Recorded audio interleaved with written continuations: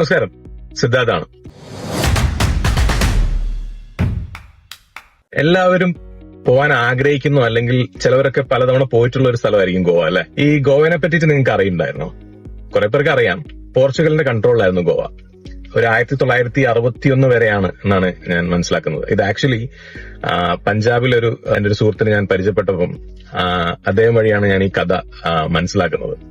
അതായത് ഗോവ, നമുക്കറിയാം Vasco da gamma വരുന്ന കാര്യങ്ങളൊക്കെ നമ്മൾ പണ്ട് പഠിക്കുന്നതാണ്.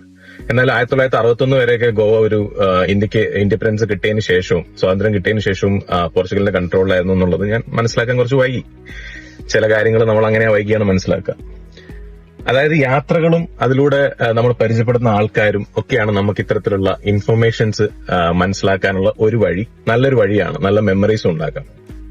നിങ്ങൾക്കും അപ്പം ഇതേപോലുള്ള യാത്രകൾ, അത് ഗോവ ആയിക്കോട്ടെ, മലേഷ്യ ആയിക്കോട്ടെ, ദുബായ് ആയിക്കോട്ടെ, മണാലി ആയിക്കോട്ടെ, ലോകത്ത് എവിടേക്കെങ്കിലും ആയിക്കോട്ടെ, അത് കൃത്യമായി പ്ലാൻ ചെയ്ത്, അത് ക്യൂറേറ്റ് ചെയ്ത്, ഏതൊക്കെ സ്ഥലങ്ങളിലാണ് പോകേണ്ടത്, എന്തൊക്കെയാണ് ചെയ്യേണ്ടത് എന്നൊക്കെയുള്ള ഡീറ്റെയിൽ ആയിട്ടുള്ള കാര്യങ്ങൾ പ്ലാൻ ചെയ്യാൻ വേണ്ടിയിട്ട് ഞങ്ങളുടെ ടീം റെഡിയാണ്. അപ്പോൾ ഞങ്ങളെ കണക്ട് ചെയ്യാം. Enjoy travel and enjoy the life and make memories. Try to connect with us. നല്ലൊരു ദിവസം ആശംസിക്കുന്നു.